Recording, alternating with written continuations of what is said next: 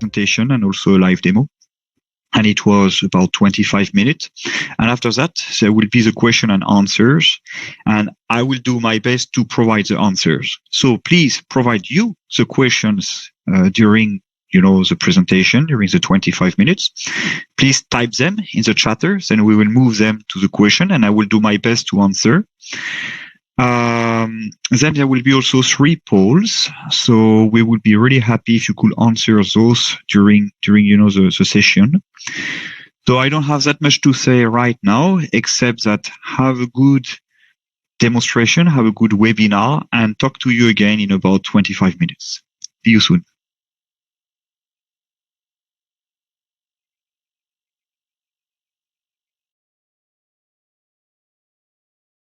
Hello, welcome to this webinar, which is about data acquisition in our demo lab here. So I'm really happy to be with you. This webinar, it will be in 3 parts. So basically, there is first the company presentation, where I'm going to explain you who we are. There will be then the live demo with the system, which is just behind me, and then the Q&A. So first, let's start by who we are and who I am. I am Mathieu Marmion, working at Specim as a lead application specialist, and I'm part of Specim, which has been founded in 1995 and is a spin-off of VTT, the Finnish National Research Centers. Since almost 30 years, we have been able to deliver more than 10,000 hyperspectral devices all around the world. And we also have a global presence. So the headquarters is based in Finland, Oulu, where I am located right now. And we have also offices in the United States, Spain, Germany, and also China. We also have a big network of distributors all around the world. Since 2020, we are part of Konica Minolta. So now we are actually for the live part, for the demo part. You can see we are using the 40x20 scanner with the FX10 mounted on it. And this is our acquisition software called Lumo Scanner. So this software is only for data acquisition, just a reminder. So this is not like a tutorial about the software, but just I would like to explain here which parameter to tune and to take into account in order to make good data acquisition with the hardware, but also with the software. So first of all, you connect with the camera. Here it's going to be an FX10 between 400 and 1000 nanometers connected with the National Instrument Grabber to the computer. This is a camera link camera, but we also have the Gigi version. Once you are connected like this, you need to load the right calibration pack. Notice that here it has a serial number, so I will check from the camera 12100160, and it matches actually with the spectral calibration pack, which is here, the serial number, also the date. Notice that when the calibration pack includes FX in the naming, that means that there will be the automatic image enhancement routine, which is going to be run in the camera to unify the spectral calibration between all the cameras and also to correct the smile and the keystones. I will record the data here in the D drive. Notice that on this computer you have actually 2 hard drives, one which is dedicated for the software and another one which is like more dedicated for the data. This is the one where we save the data. It's important to have one dedicated like this because it avoids it to have some drop frame, which is annoying. Because remember, this is a line scan device, so you need to acquire, like the image line by line. Then here you have the possibility to choose 3 bands. It's only for the visualization. Lumo Scanner, this is an acquisition software to adjust the acquisition parameter with the camera, but also with the scanner. And here you have multiple choice. So now I selected the lab scanner 40x20, but we have different type of scanners. So behind me, for example, we have the 100x50, but we have also some other ones, rotary scanner as well. So here I just selected the right one. Then below that, there is a name generator. Just here you have the possibility to choose if in the naming you want to have a timestamp, a counter, or just the name, and this is what I'm going to choose. Also, keep in mind that the software, Lumo Scanner and Recorder, as a default record only dark and white references, but and the raw data, of course, but it doesn't record the reflectance data. For the reflectance data, we have a plugin like here, and here we can choose to have, for example, the data in reflectance recorded in float or calculated in float. We have different type of plugins. We have one, for example, for radians or time-lapse, things like this. But here now we move to, let's say, the more like industry or the more like interesting page.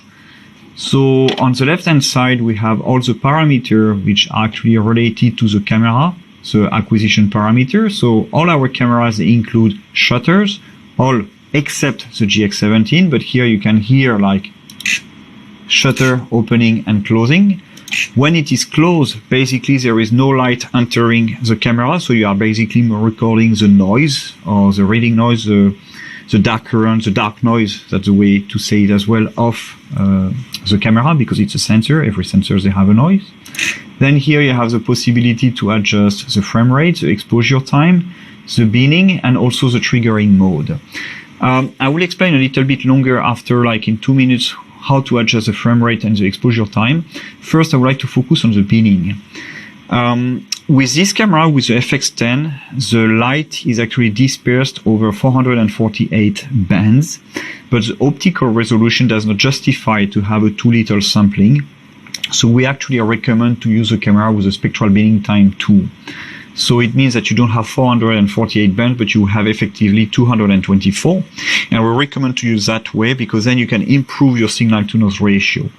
You can also do that in the spatial direction. So as a default, this camera is having 1024 spatial pixels. If you bin by 2, you will have effectively 512. So binning is important because it actually improves the signal to noise ratio by the factor of the binning. So the square root of the factor of the binning. So here we have a binning 2 times 1, the square root of 2 is 1.4. So basically you can improve by 40% already by doing that the SNR of your data. Then here we have the detector view. With the detector view, you see basically the spectral axis and the spatial axis. Here we see the waterfall. So basically line after line, you can reconstruct what the camera is seeing. So if I put my hand underneath, we see it appearing like this. Then here we have like the spectral plot. So basically this is like what you see along this line of the data acquisition. So here you remember you have basically the spatial axis and the spectral one. Basically we can do that as well. So here you can recognize actually what we see. We have the gray of the scanner, we have the slope, we have the blue at the middle, and again the same on the other side. So this is what you see, what we see. And here we have then the same, but in the spatial direction. This is the spatial profile. Again, the slope of the gray, the middle, and the same on the other side. So this is how to understand, how to see what we have. Notice that the illumination which is included here with this scanner is based on halogen, which are AC powered, but with the AC DC converter. Alright, and here on the right hand side we have everything which is related to the scanner itself, like the scanning speed, different scanning position. So here we have the possibility to move it forth and back, and then to define different relevant positions. So again, this is not a tutorial about how to use the software, but how to use the system, I would say. So then here, first I will adjust some different position. I will tell the system where the white reference is located. So here we have the beginning of it. I put it here. Here I'm a bit aside of it. Here we have it.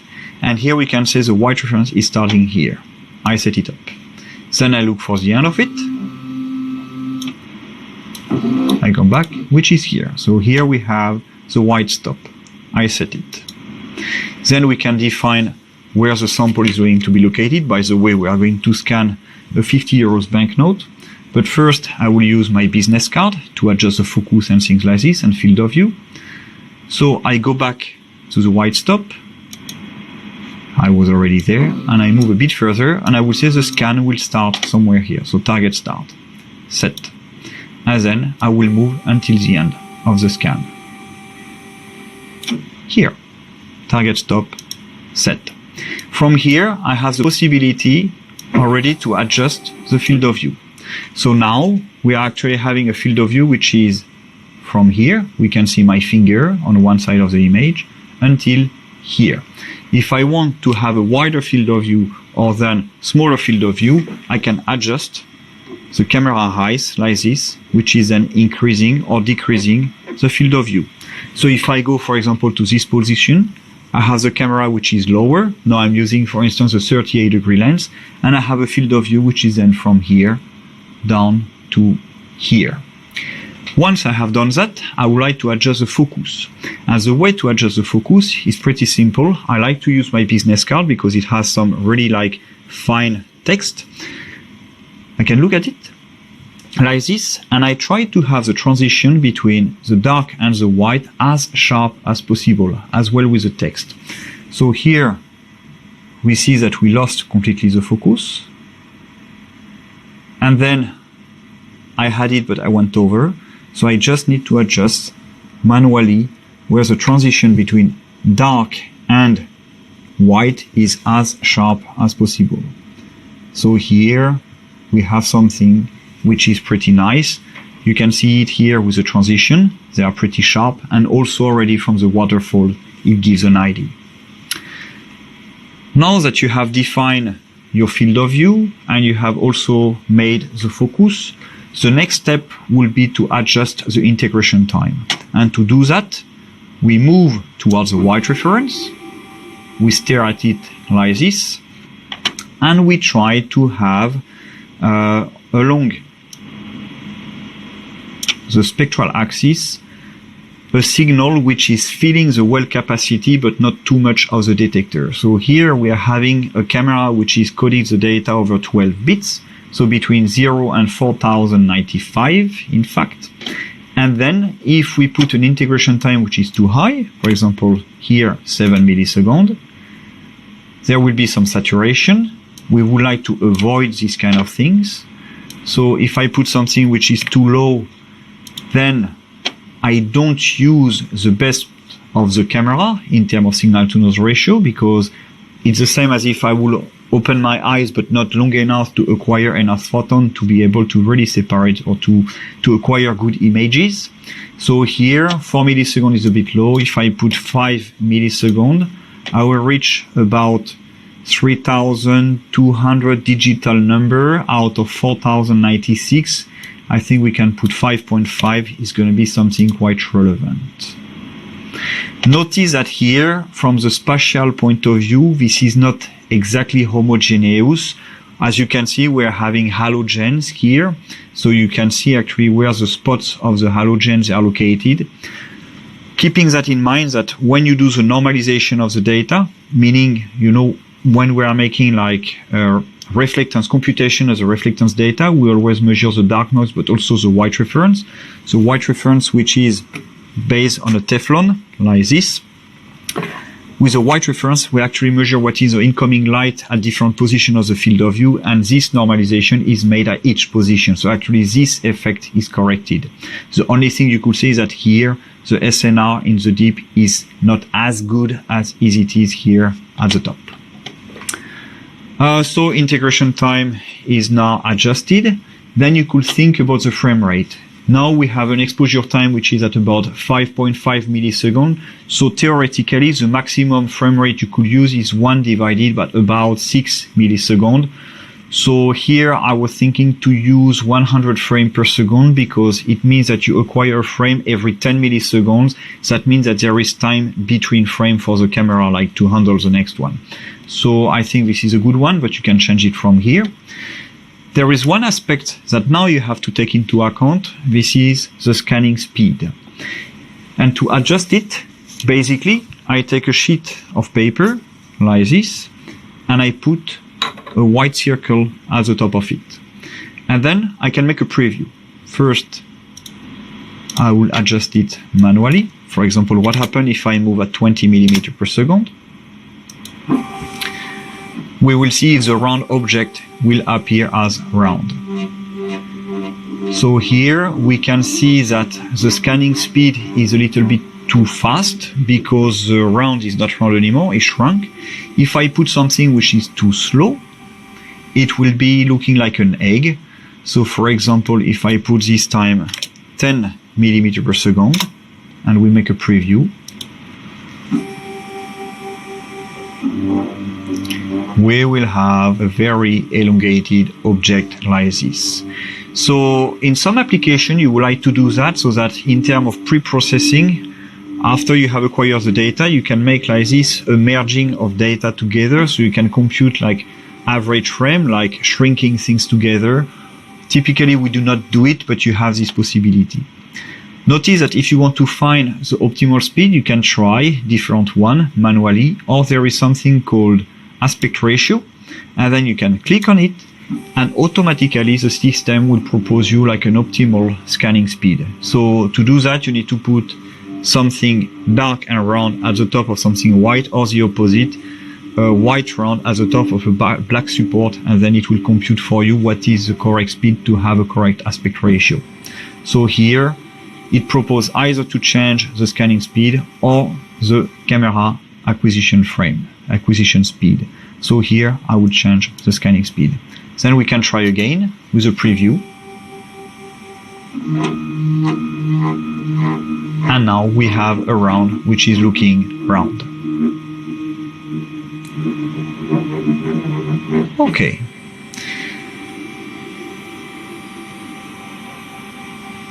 Now we can take it back with us, and we are almost ready to make the data acquisition.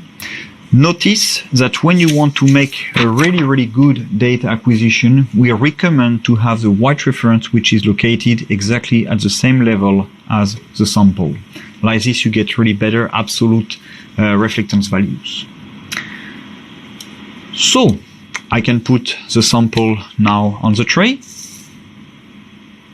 I will define again where is the target start and the target stop. So I will start with the target start to check if we're at the right place. Then I will move to the stop, somewhere here, set. Notice that part of the sample here was saturated. So I can decrease the integration time, or I can consider that it's not so dramatic because I'm not interested in those areas. So in that case, I would say this is not dramatic because I'm not interested in those areas specifically. So I will do that. And here I will set up the system. So indeed, I want to record the white area and also to take the dark reference.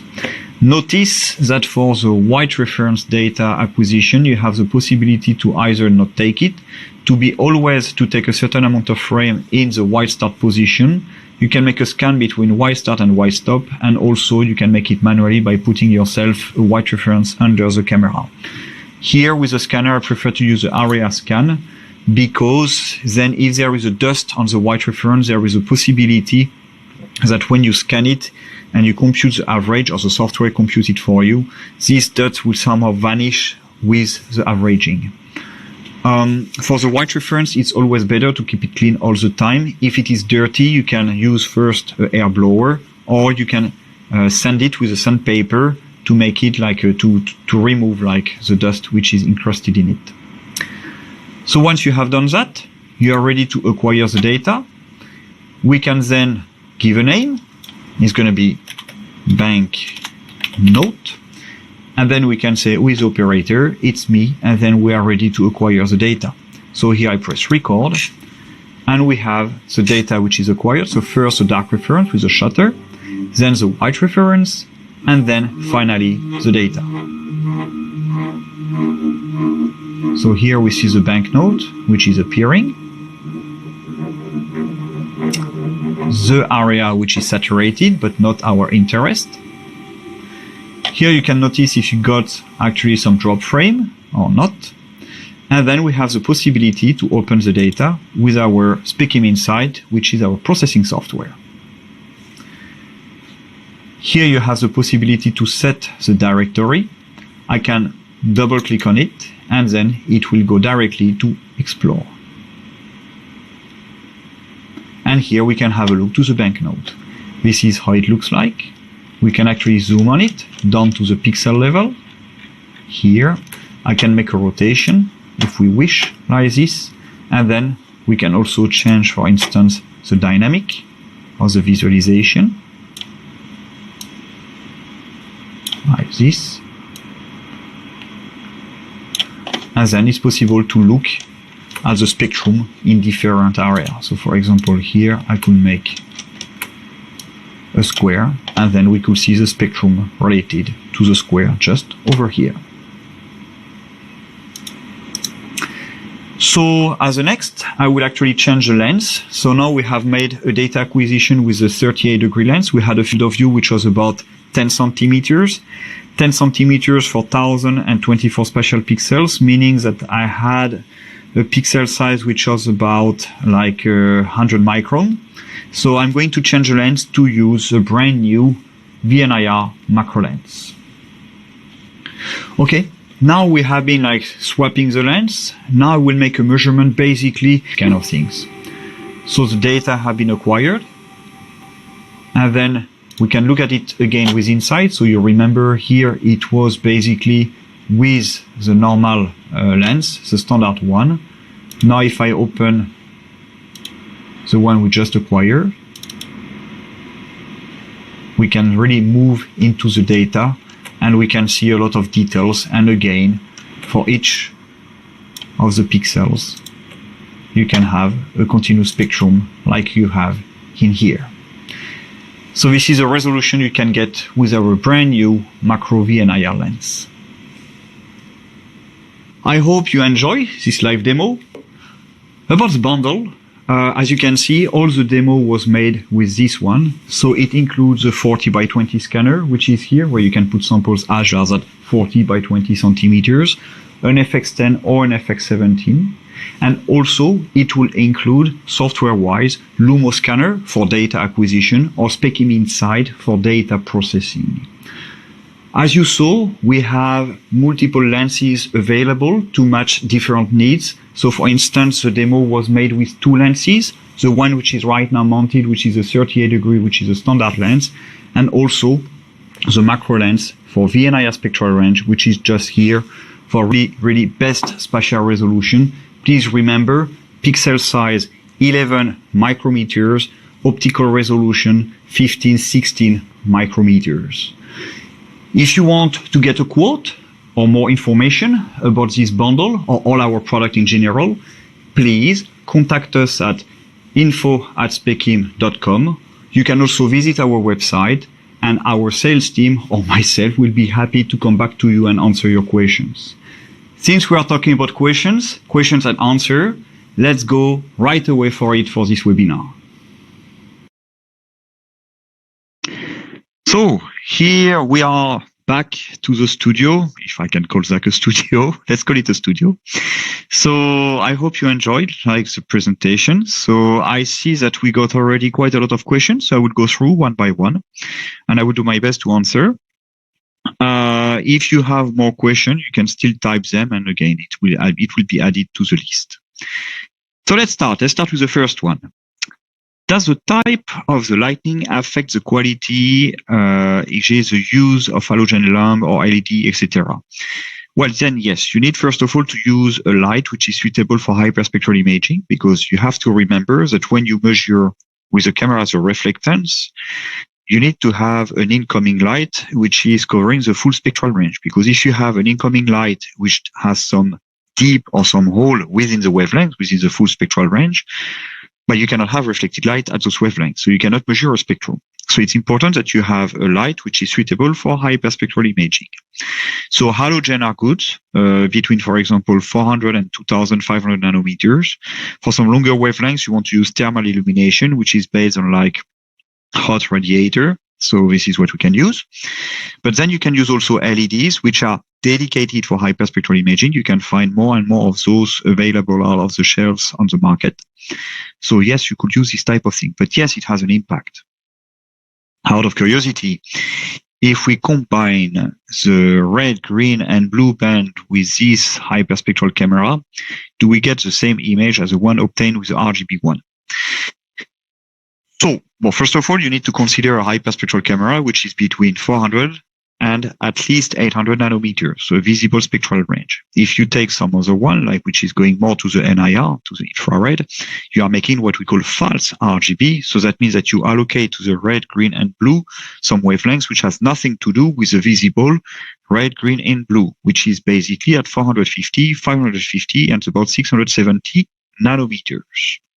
So if you have a data cube which is covering between 400 and 700 nanometers, and you put, for example, the blue at 450, the green at 550, and the red at 670, it will be very close to what your eyes do see. Then about RGB cameras, I would say it depends on the model you are using. Some of them, it could be just one band like this, 450, 550, 670. Some other ones, they could have instead just a band, but a door, something like this, centered at those wavelengths, but then taking into account a little bit before and after. And some others, they can even simulate your eye sensitivity. So it depends on the RGB cameras that you are looking at. But this is true. If you put 450, 550, 670 nanometers, it is actually quite close to what your eyes do see. Does the low DN values, digital number value, or non-uniform digital number value across the detector affect the readout of wavelength reading, as all samples on scanner bed are not uniformly reflecting light back? Well, here you need to take into account, so you are speaking about spatial non-uniformity, and actually here you could see on our scanner, because we have 2 bars of 3 halogen bulbs, so you have like brighter spot, darker one, brighter, darker, and so on. So this non-uniformity, spatially speaking, is corrected when you normalize the data. So basically you take the white reference, dark reference, and then you normalize in respect to those. And then you do it line by line. So remember, we are using like hyperspectral camera, which are line scan device. And then you can process or normalize the data for each pixel along the line like this. So then you correct this type of non-uniformity. Then this is true that if you have less light, you will have a SNR, a signal to noise ratio, which will not be as good as if you have a brighter spot. But this is how it is. Unless you can use, for example, more uniform light, it's possible, but then it's more expensive. Or you can use diffusers or things like this. How to take into account the nonlinear response of the matrix to obtain the correct pleasure spectrum if the object of study is too dark. Here, if we measure a dark object, I would actually recommend to use 2 approaches. Instead of the first one, instead of using a white reference, I will recommend to use a gray reference. So instead of having a reference style, which is reflecting the light at 100% over the full spectral range, you can get another one, which is at 50%, 70%, or 30%. It depends on the one you want to buy. Then here you can set an integration time, which is actually matching better with your sample. So then you can capture more light. So that means that here you can improve your SNR. Just when you normalize, you have to take that into account. So when you do the ratio, what is reflected compared to what is in COM, you have to consider that if your sample reflects 100% the same level as your white reference, which is a gray reference, so that means that you need to take that into account for the absolute value of your reflectance level. That's the first approach. The second approach will be to use a dual integration time approach. So that means that here you take the white reference and the related dark at a certain integration time, which is typically shorter, and then your sample with a longer integration time, with a related dark at a longer integration time. And then you normalize with that, and then you need to make the ratio between the 2 integration time you are using. Here you need to make an assumption that basically the behavior of the camera is linear over those 2 integration time, or let's say over this response of the detector in terms of digital numbers. So this is how it is. What I will recommend. How to remove the effect of halogen lamp in the area you mentioned in the recording. Sorry, I have something in the throat.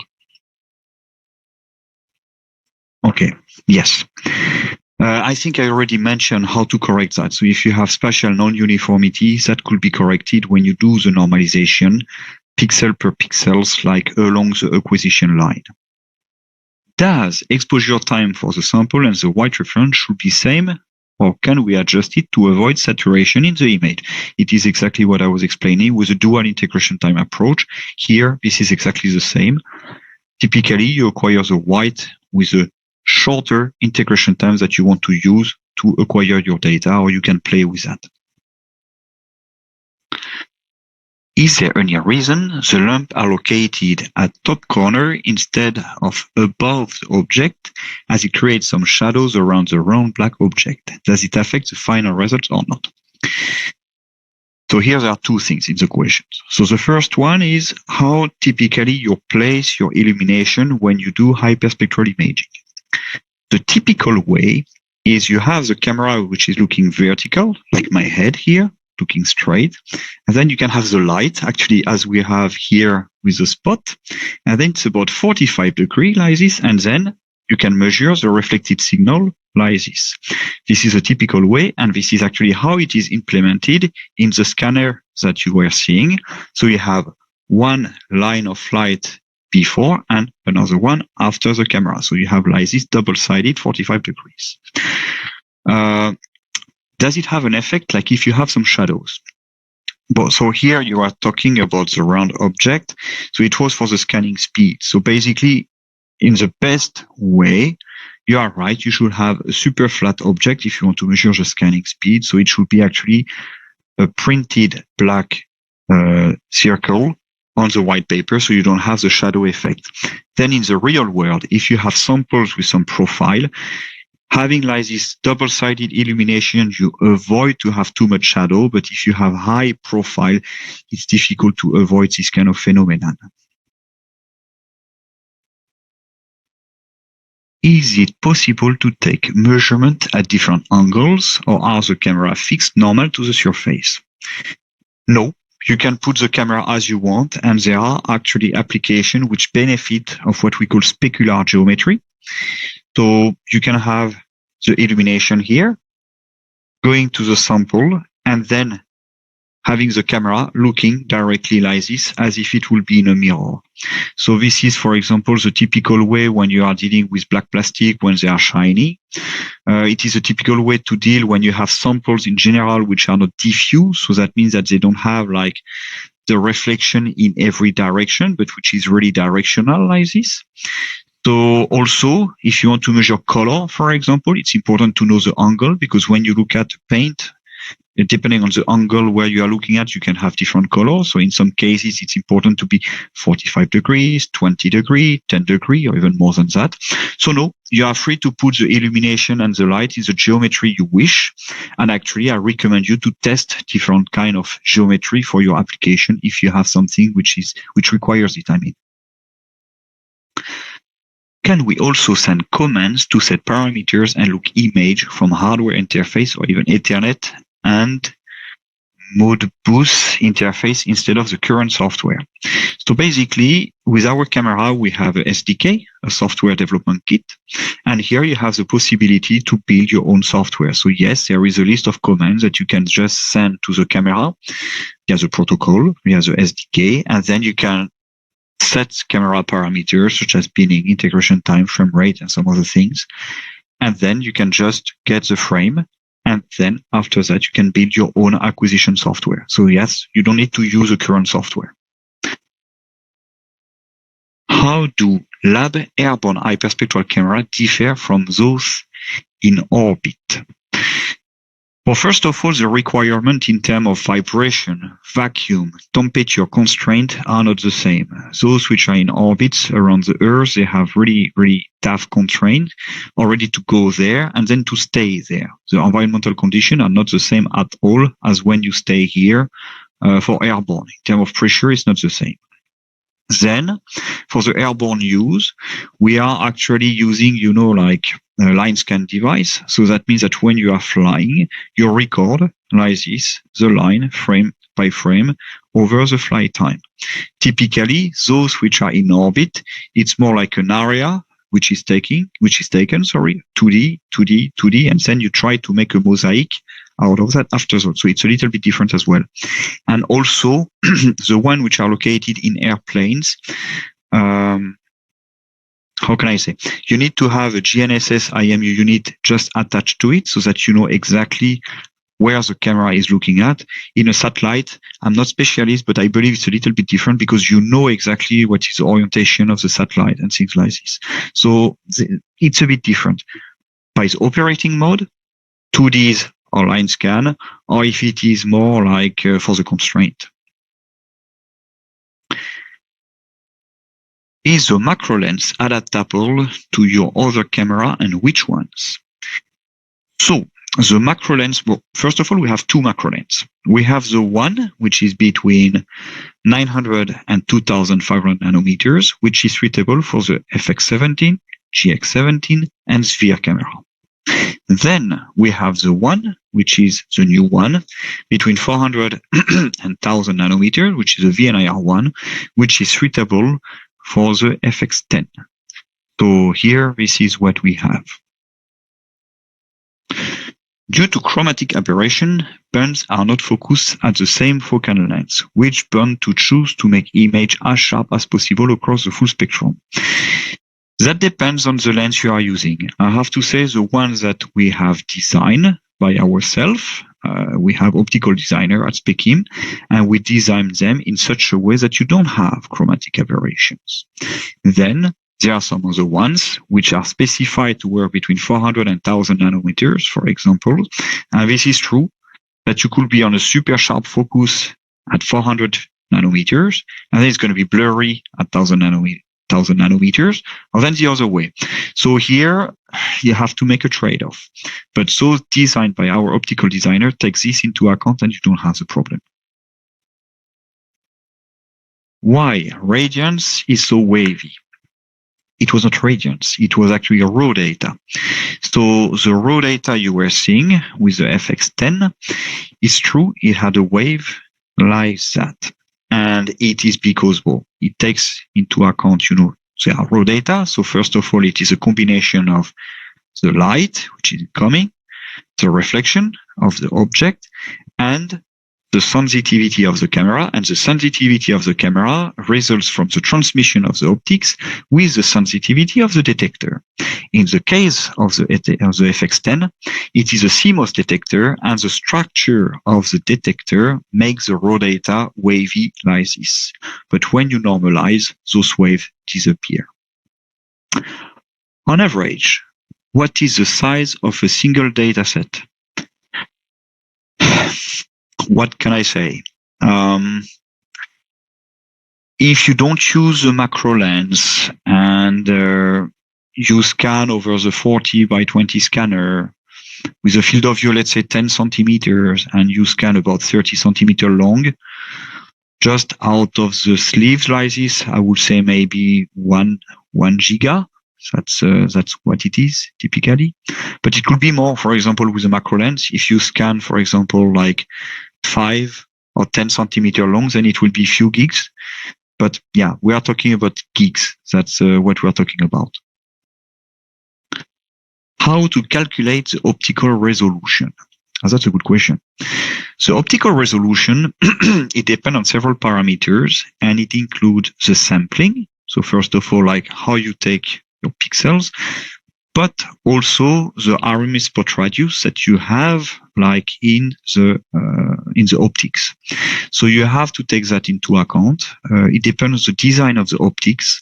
And here, in some cases, even if you have a small sampling, but you have a bad optical resolution, it doesn't help. So it doesn't make sense to oversample. So this is actually very often the case. So here, in the case of the macro lens that we were talking about with for the FX10, the pixel size without binning will be about 10 micron, but with taking into account the optical resolution, the effective optical resolution will be closer about to be 15, 16 micrometers. But here, it's very difficult to know actually what is the optical resolution because It depends on the optics, as I said, and manufacturers, they do not reveal very often what is the, the optical resolution of the sensor. They just speak about the sampling, things like this, and that's a problem. But anyway, so this is the way it is done. And a good hint is to use two samples, two sampling, which is like, okay, it is an equis criteria. So you have one sampling, the resolution is twice, typically. How can I use Lumo recorder with the FX17? Here, I invite you to contact us and we will send you the manual. Do you have cooled camera options? Yes, we do. And the FX10 is not cooled. The FX17 is stabilized, but the sphere camera between 1000 and 2500 nanometers is cooled. The FX50 between 2.7 and 5.39 micrometers is also cooled, as well as the FX120 between 7.7 and 12.3 micrometers. So three cameras, basically, they are based on MCT sensors, and in order to be sensitive with a good at the cryogenic level with a Stirling pump. For my conveyor belt application at minimal speed 80 millimeter per second, I have maxed out the frame rate at 600 Hz to get square pixel and exposure of 1.57 millisecond. This gives me a DN max of around 1600, as I can only use LED for my application. Does this affect my wavelengths readout? So I'm not sure what you mean by readout, but I can say that here the SNR might not be optimal because it is a 12-bit camera. If you are using, for example, the FX17, well, I'm not sure that you are using our camera, you don't say, but if it will be on our FX17, yes, maybe it's written after. How can this be scaled for industrial fast-moving belt for FX10 Plus? Okay, so you are talking about FX10 Plus. But so anyway, so those are 12 bits camera. So if there are 12 bits camera, it means that the digital information is coded between 0 and 4095. So if you reach only 1600, it means that you see something, you are not blind, but you do not maximize your SNR. But some applications do not require to have the best SNR. How can this be scaled for industrial fast-moving belt for FX10 Plus? I would say you need more light. Or then, how can I say, maybe you could use binning, because the binning can improve also the signal-to-noise ratio. Be aware that the signal-to-noise ratio is depending on the square root of the binning parameters in the spatial and the spectral direction. So if you bin by 2, you increase by 40% your signal-to-noise ratio, because square root of 2 is 1.4, so you increase by 40%. Do I need square pixels as only using the 600 Hertz frame rate give me square pixels? No, in some applications you don't need to have square pixels. Imagine you want to sort this, like if it is like a waste treatment, you don't need to keep the aspect ratio. You can take a line here, another one here, another one here, and that's enough basically to identify the material, what it is. You don't need to have a lot of pixels. So here you can identify only, for example, by taking 3 or 4 lines like this over your samples. So you don't need the square pixels. If you want to shoot it after, like with actioners, that's a different story, but then you can combine the hyperspectral camera with a fast RGB camera. Can this VNIR macro lens be used with the Specim IQ camera? No. If not, is there a macro lens that can be used with the Specim IQ camera? Unfortunately, no. Because in the IQ camera, the lens which is there is specially designed so that it can accommodate actually the optics which is in there, because in the IQ, in fact, you have 3 cameras. You have the viewfinder to know roughly what you are looking at. Then there is a hyperspectral camera, and there is a focusing camera. And the focusing camera and the hyperspectral camera, basically, they need to use the same optical path.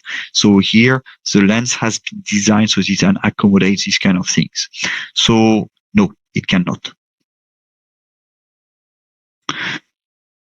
does bright reflective stage, like aluminum, introduce some light blinking into the sample signals? Well, it can introduce some stray light. And actually, I would be really careful with that, especially when you have like dark samples and you have a bright background like this, you will have stray light on the edge and things like this. I will not do that. I would prefer to use like a dark background. Will be okay if I use the raw data, meaning not calculating the normalized data with a dark and white reference. Yeah, well, it's okay, but you cannot make a good model with that. Not transferable model, at least, because, you know, like the raw spectra, they are depending on the camera sensitivity, and from device to device, that change a little bit. And it will really be impacted by the incoming light as well. So if you change your incoming light, the raw data, they change. So you can process raw data, but I do not recommend it. Can this scanning system can be adapted for fluorescence imaging? Yes. We actually have customers using that, and I do it myself as well. So basically, you, instead of having the halogen light, you just put like a UV light, for example, at 365 nanometers, and then you measure with the camera exactly the same fashion.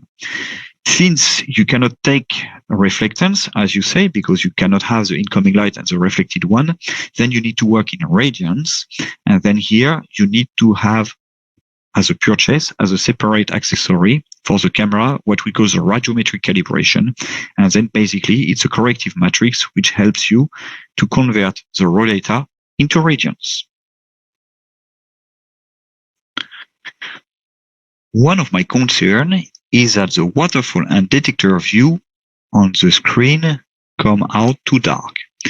Every time I take a camera shot, the brightness is different, even though there is no change in condition. Can I adjust the screen brightness, and is there a recommended value? You go to the, on the right-hand side, like where you have the detector view, you do a right click, and then you can change the brightness and also the contrast. Also, you can see on the right-hand side of LumoScan or Lumo Recorder, you have what we call image correction, and check if it is enabled or disabled. And then if it is enabled, it might be the dark reference is not valid anymore and the white is not valid anymore and things like this. But yes, as I say, right click, and then you can change the contrast and the brightness. A second question from the same person. Can we use the same calibration pack for FX10 and FX17? No, because they are not at all, the same camera with the same spectral range. So no, you cannot do that. Yes, Specim YouTube manual suggests to use the one written FX CalPack without specifying a distinction between FX10 and FX17 for the FX17 camera. Yes, because when we actually sell an FX camera, FX10 or FX17, we have two calibration packs. We have the one with FX in the naming and the one without FX in the naming. And the one with FX in the naming actually use or enable the triggering of what we call the automatic image enhancement. That means that it's correcting the smile, the keystone, the tilt, but also it is unifying the spectral range between the device in a way that every FX10, they will have the same spectral calibration, first band at the same wavelength, second band at the same wavelength, and so on. And also the same for the FX17, but of course, FX10 and FX17, they cannot be based on the same calibration pack. But yes, use the one with FX. If you use the one without FX in the naming, then you get the genuine spectral calibration, and then it is depending on each camera. What is the optimal grain size for fines to obtain the best quality hyperspectral data? Well, it depends what you want to do. It depends on your application. So if you are looking at something microscopic, then you need to use, like, for example, the macro lens. If you are looking at something which is larger, so then you need to use a lens which like a finer, like a coarser, like a pixel size. So it depends on your application. I'm not sure to fully understand the question here. So yeah. Are there any RGB band numbers for each that you can recommend when using the FX10, FX17 camera? We want to take picture of beef. Okay, so it depends what you want to see in your beef. So for example, if you want to look at the moisture, we know that there is a band at 970 nanometers. If you look at the fat, it is more like 930 nanometers. You have some fat bands as well at 1200 nanometers or so. So it depends what you want to do, what you want to visualize. So if, for example, you have two objects and you want to separate them and just see it already from the false RGB, you just put your band where you know that you have spectral differences for your false RGB. But, you know, it's not because you don't see the difference with the false RGB that it doesn't have any difference. So we'll be careful with that.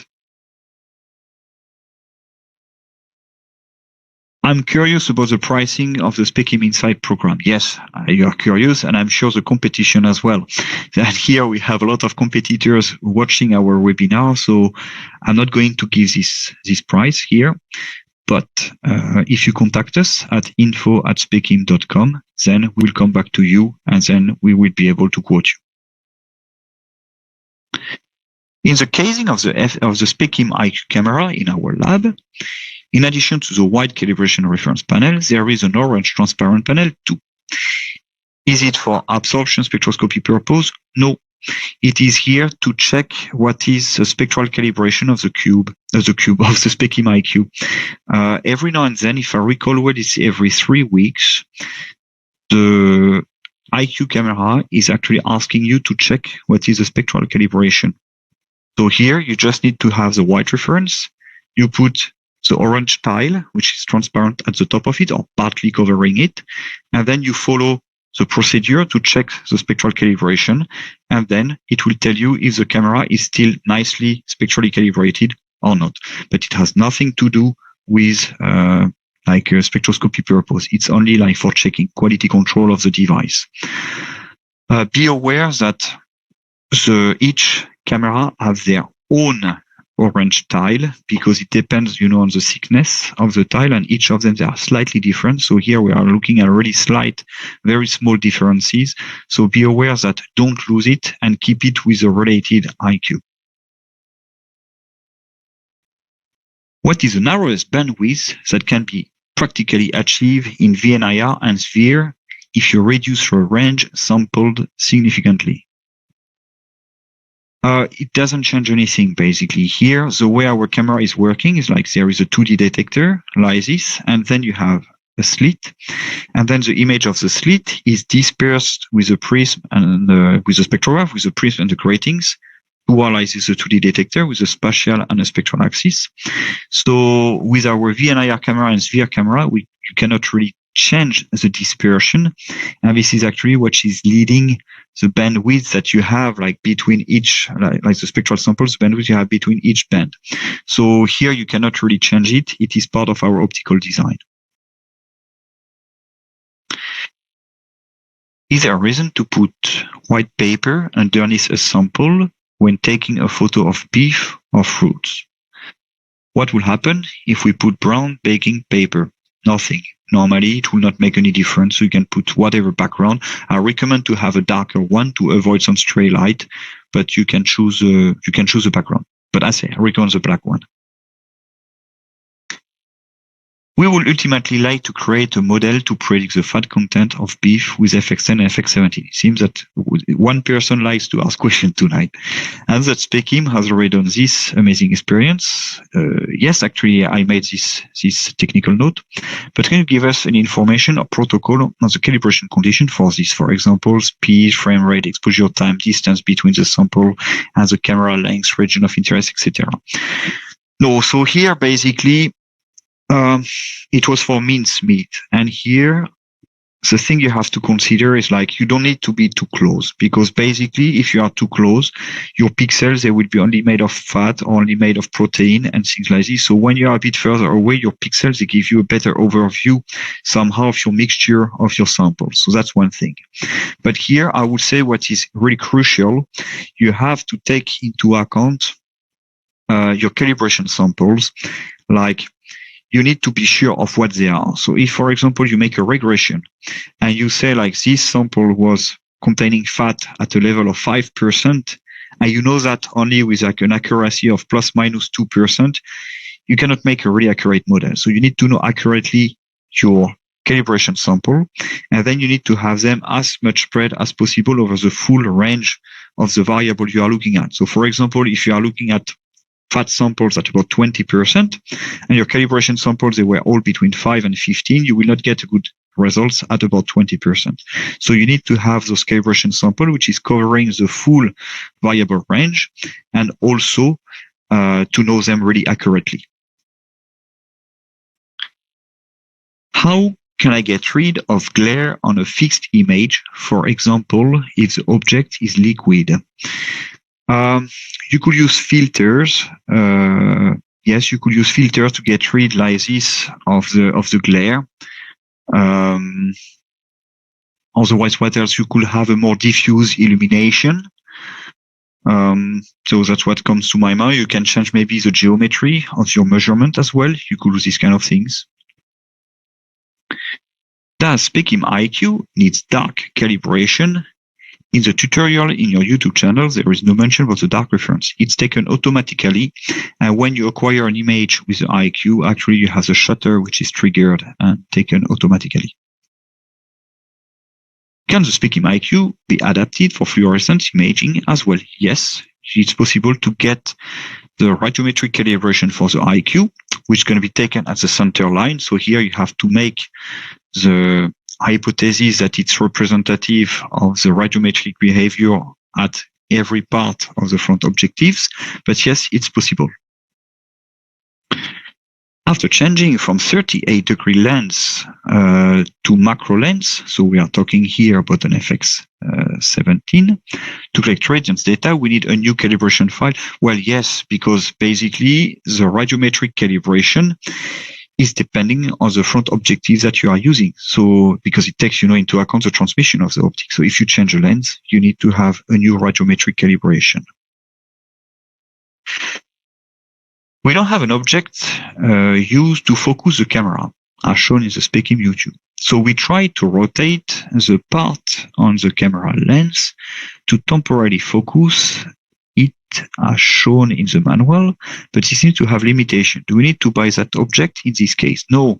When you want to make like focus, you just put the camera at the distance you want to work with, and then you put something which has a contrast along the lines that you are looking at. So something bright with something dark, and then something bright again, or the opposite. And then you try to adjust the focus so that the transition, between the dark and the bright is as sharp as possible. So this is a way to do. Can I use a visible camera with a microscope? Yes, we have a C-mount adapter. And with the C-mount adapter, if your microscope is having like a C-mount adapter as well, so then you can put the camera on it. The only thing you have to take into account is like, what is the transmission of your microscope? Is it really between 400 and 1000 nanometers? Or does it stop at 700 nanometers? We had customers telling us that the camera is not working after 800 nanometers. But well, okay, if the optic of the microscope doesn't transmit, you cannot get any signal. And you have as well to take into account the illumination. And typically for microscope, it is based on LED, which are not hyperspectral LED. So you have to take this into account as well. Finally, keep in mind that our camera is a line scan device, so you need to have also a movement with your microscope. But yes, we have, and actually, if I recall well, we just published on our blog, on our website, like a success story about microscopic use of our hyperspectral camera. For the mid sample, is it better to use FX17? Well, it depends on what you want to do. It depends on the requirement of your customer. If you want to sort the fat from the meat, FX17 will give you good results, but FX10 as well. If you want to detect some contaminant, FX10 might be better for some. FX17 might be better for some others. It depends what you want to do. I don't have a straight answer like this. And it depends as well on the requirement of your customers. If it needs to be like 100% detectability or 95 or things like this. So it depends on that as well. Does vibration affect the performance of the results? Is it possible to use this camera in factories that now have some vibration in the production line? Well, there is vibration and vibration. So basically, if the camera is shaking constantly like this, keep in mind this is optics. And there is also some gluing, some optomechanics. And this typically doesn't like that much vibration. But then if you have a machine and you have a conveyor belt and you isolate the camera from the conveyor belt, mechanically speaking, then it's fine. And actually, we have many of our cameras which are used like this for industrial application at the top of a conveyor belt. Is it necessary to calibrate this camera, or there is no need of that? If yes, how frequent? It depends what you are talking about calibration. If you are talking about spectral calibration, this is done at Specim. You can check it by measuring, for example, with a spectral lamp if the peaks are located at the right place or not. Then we can speak about like radiometric calibration. And here, radiometric calibration, we recommend to do it, for example, every year, maximum every second years. And then finally, there is like the white and the dark references, which is not really a calibration, but I would like to speak about it here. So it depends on your application and your requirement. In some cases, you need to do the white and the dark references more often. It depends on your model. It depends if your setup is resistant to the ambient light and things like this. So how frequent it is, it depends. It could be, for example, every day, every measurements, or like once a month. I am studying transmitted light through sample alongside reflectance, either a plugin for absorbance or transmittance. How can I analyze this data on Insight? For transmitted light, we don't have a plugins, but basically you could consider that the reflectance one is kind of the correct one because basically when you do absorbance, like in transmission, you make the ratio of what is transmitted compared to what is incoming. And here I would be curious to know how you actually do the white reference for the transmission. I guess you are using maybe some opal glass as a white reference. So here basically the formula is the same. So here you could use a reflectance plugin as well. And in Insight, for Insight, it doesn't matter if it is reflectance, absorbance, a spectra is a spectra. So from that, it's able to understand it. Is it possible to rent a camera? Please contact our sales team, info@specim.com. For how long we can take consecutive image with your camera? Is any cooling device needed, or is there any limitation like that? No, and I would say it depends the size of your disk. So if you have a hard drive which is able to acquire like gigs of data, there is no problem. The camera is just transmitting. Then about the cooling, it depends if you are talking about like the thermal camera or the one which require to have like a cooling for the detector. Then of course, yes, it's better to put the camera into a temperature stabilized casing, but again, just to keep the radiometric behavior of the camera constant, but otherwise the camera itself can work. For mineral product, do you recommend the FX10 or FX17 or both? It depends on your product. It depends on what you want to look. For phosphate, for like iron related like minerals, things like this, it's better to use the FX10 for rare earth element as well.